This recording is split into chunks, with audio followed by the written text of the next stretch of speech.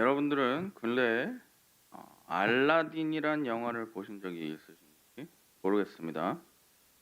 원래 알리바바와 도둑들이라는 전래 동화를 기반으로 예전에 디즈니가 애니메이션으로 만들어 전 세계적으로 큰 센세이션을 일으켰던 작품이었죠. 최근 몇 년 전 디즈니에서 실사판 영화로 다시 만들었던 그런 적도 있던 그런 이야기입니다. 애니메이션이든 실사판이든 여러분들이 보셨는지는 모르겠지만 일단 예시로 들어보도록 하겠습니다. 이 이야기의 주인공 알라딘은 우연치 않게 요술 램프에 갇혀 있는 지니라는 마법적인 존재를 풀어주게 되고 상으로 3가지 소원을 들어주게 됩니다. 지니는 원래 중동 지역의 고대 신화에서 등장하는 진이라는 신비한 마술을 부리고 때로는 말썽쟁이고 때로는 착하기도 한 신화의 존재를 기반으로 한 캐릭터죠. 한국의 전래 동화로 치면 도깨비와 비슷하다고 할 수 있겠습니다. 좌우지간 3가지 소원을 빌 수 있는 알라딘은 첫 번째 소원으로 평소에 좋아하던 제스민 공주에게 다가갈 수 있도록 자신을 어디 귀족 왕자로 만들어 달라고 합니다. 알라딘은 빈민가 출신으로서 원래 공주에게 다가갈 기회조차 주어지지 못하는 그런 존재였기 때문이었죠. 자세한 내용은 들어가지 않겠습니다. 이미 여러분들이 즐겨보시는 수많은 한국 드라마들과 같은 존재예요. 지니는 알라딘의 첫 번째 소원을 들어주며 대신 3가지 소원 중 마지막 하나는 자신의 자유를 주는 소원을 빌어달라고 부탁하고 알라딘은 그거를 약속해 줍니다. 이게 왜 그러냐면 지니는 원래 자유로운 요정으로서 말썽만 피우고 사람들을 골탕 먹이며 지냈는데 한 강력한 마법사 인간에게 저주를 받고 무기한 요술 램프에 갇힌 노예로서 사람이 요술 램프를 문질러서 지니를 소환하면 그 사람을 주인님이라 부르며 3가지 소원을 들어줘야 하는 그런 설정입니다. 만약 이 지니의 주인들이 그 3가지 소원 중 지니에게 자유를 주는 소원을 안 빌어주고 자기 욕심만 채우는 소원을 3가지를 다 빌게 되면 지니는 또다시 요술 램프에 갇혀 다음 사람을 기다려야 하는 것이죠. 영화 속의 지니는 자신에게 자유를 줄 주인을 몇천 년 동안이나 기다렸던 것 같습니다. 어떤 소원이든 들어줄 수 있는 마법과 같은 존재가 욕심 많은 인간의 자비가 필요한 존재라니 참 아이러니하지 않습니까? 3번밖에 없는 소원 중에 한 소원을 소비하면서까지 지니의 자유를 베풀어 줄 사람들은 더 희귀하기 마련이죠. 그런데 가만히 생각해 보면 인간이 생각해낸 존재들 중 인간의 소원을 들어주고 인간에게 좋은 것을 제공해 준다고 생각했던 그런 존재들은 다들 살아있지 않거나 제한적인 것들밖에 없습니다. 옛날 조선시대 사람들도 어디에다 새벽에 물 떠놓고 비나이다 비나이다 그랬어요? 어디다 그랬습니까? 살아있지도 않는 달에다가 그랬습니다. 우상, 나무, 동물 등등 여러 문화에서 여러 형태의 소원을 비는 대상들이 많습니다. 심지어 요즘 아이들에게도 그런 대상이 있다고 하죠. 매해 크리스마스가 다가오면 전 세계의 아이들은 일제히 올해 받고 싶은 선물을 적습니다. 그러곤 내가 과연 올해 착하게 살았을까 몇 번 정도 울었나 해봅니다. 지난주 설교 때도 말했지만 이것들은 복의 참된 의미를 모르고 복을 주시는 분이 누구인지 잘 몰라서 일어나는 현상과 인간의 문화라고 할 수 있겠습니다. 하지만 오늘의 본문을 보면 확실히 그 누구도 부인할 수 없도록 우리에게 유일하게 복을 주실 수 있는 분은 여호와 하나님이라고 되어 있습니다. 여기서 우리가 확실히 정말 알고 넘어가야 할 것이 있습니다. 첫 번째는 복을 주시는 분은 하나님이시라는 것, 그리고 두 번째는 하나님께서 복을 주신다는 것입니다.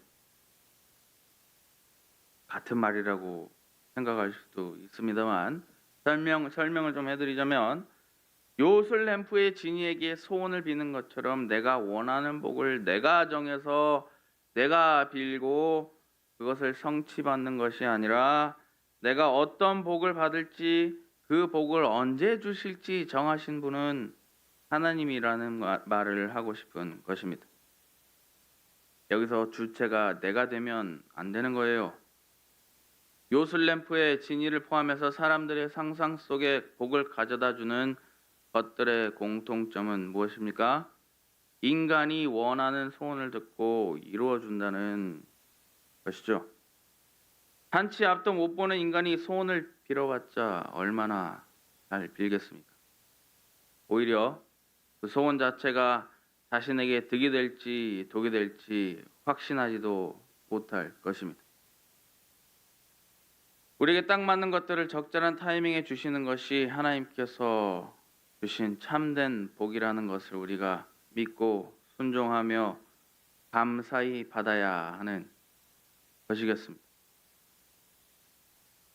왜냐하면 하나님께서는 진이와는 달리 우리의 모든 것을 잘 알고 계시고 우리의 모든 인생을 수천 년 전부터 미리 계획해 두셨고 우리가 미처 다 알지도 못할 하나님의 사랑으로 하나님께서는 해두시고 적절할 때 주시는 분이시기 때문에 그렇습니다.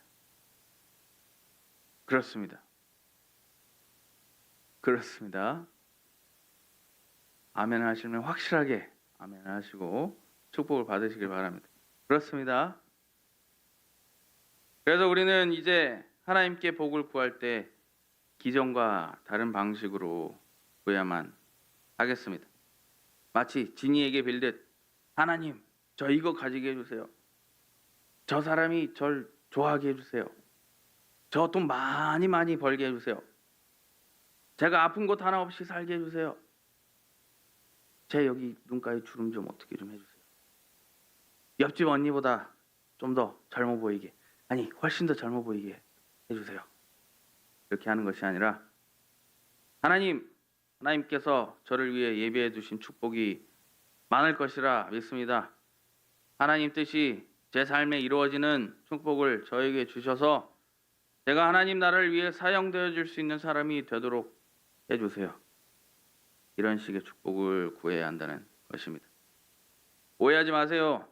지난주에도 말씀드렸지만 성경은 여러분을 보고 복을 구하지 말라고 하지 않았습니다.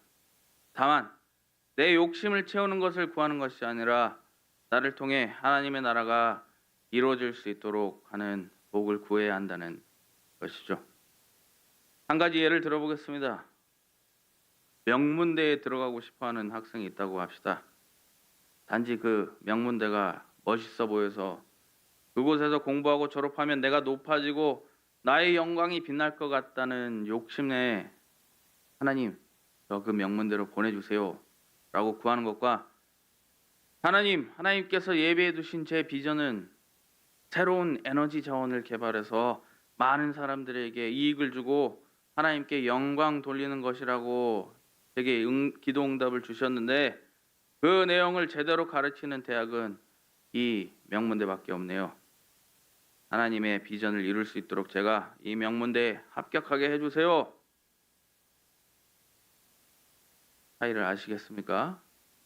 제가 이 대학에 들어가면 모두 하나님의 영광으로 돌려 하나님의 나라를 위해 제 미래를 사용할게요 하는 것에는 명백한 차이가 있다는 사실을 아시기 바랍니다.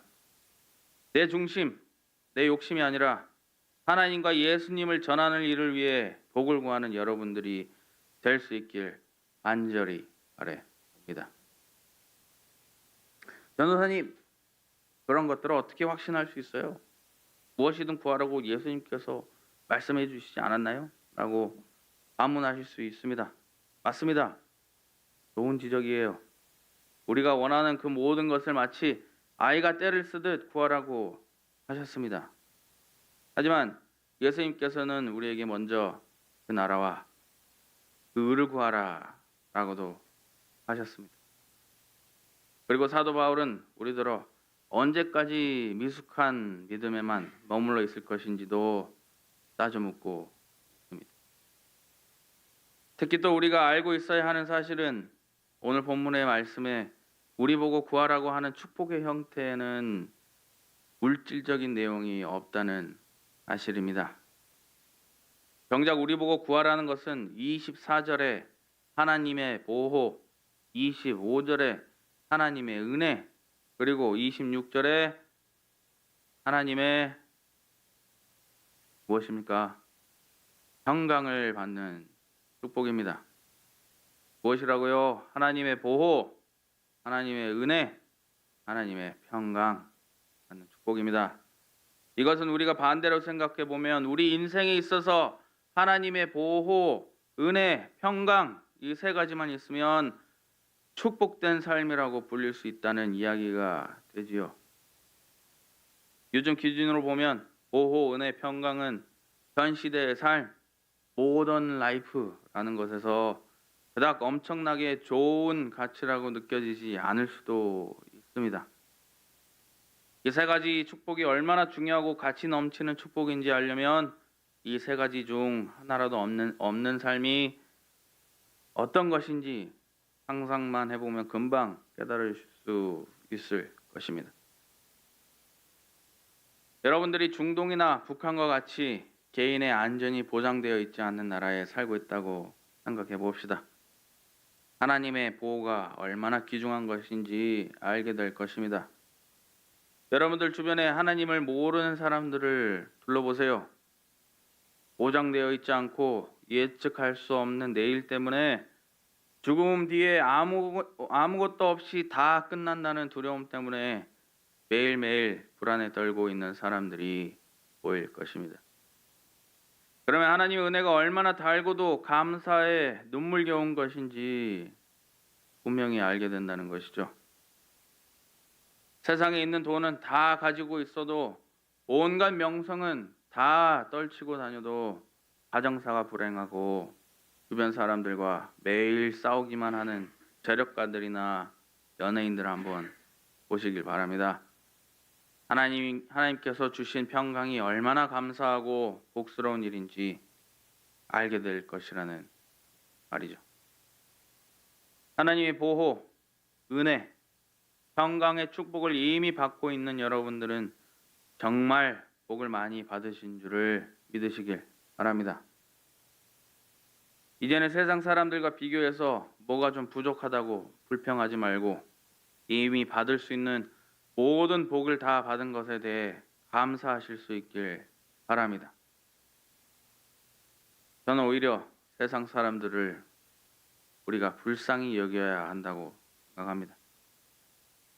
어둠 속에 있는 그들에게 우리가 받은 모든 축복의 흔적들을 보여주어서 하나님의 축복을 받는 삶이 어떤 삶인지 보여주고 그들을 빛 가운데로 인도해야 한다는 것이죠.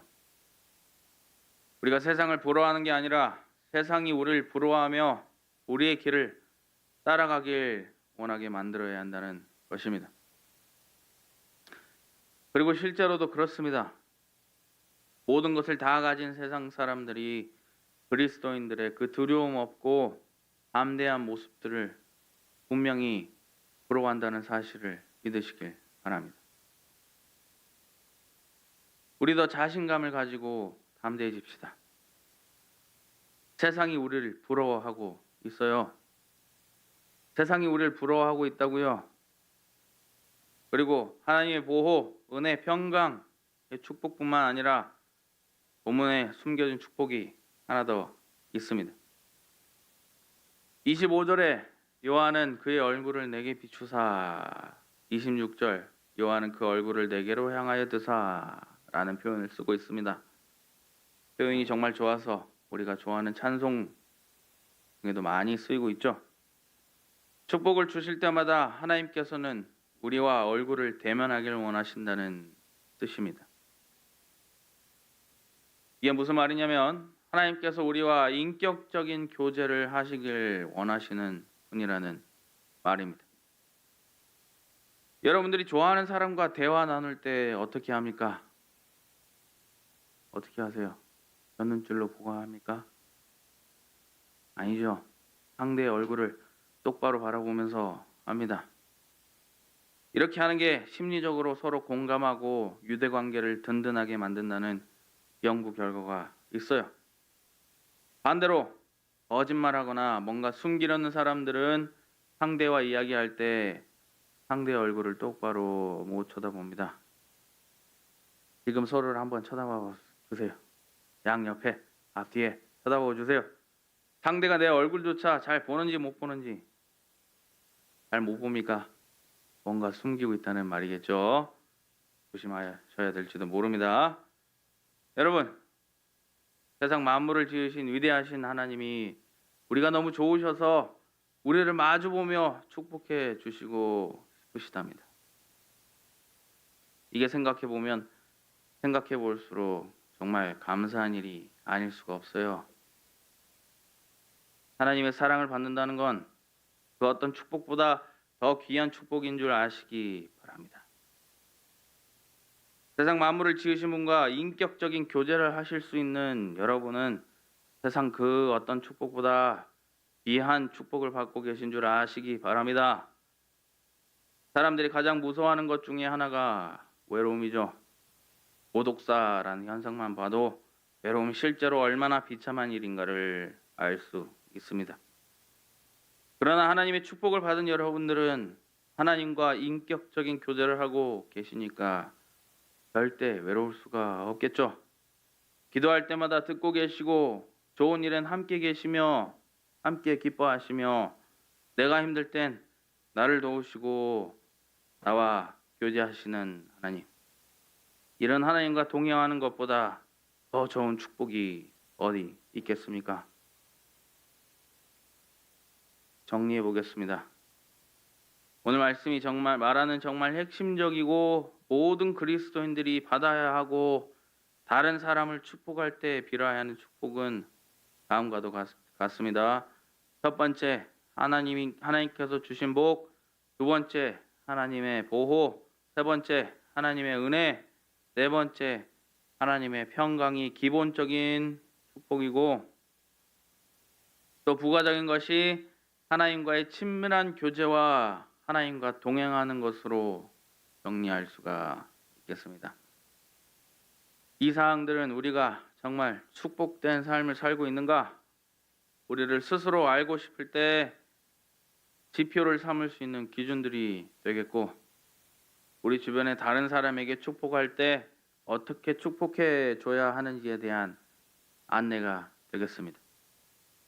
이 시간 오늘 예배에 참석하신 여러분들에게도 일평생 살다가 하나님 나라에 들어가는 그날까지 하나님의 복, 하나님의 보호, 하나님의 은혜, 하나님의 평강, 그리고 하나님과 친밀한 교제와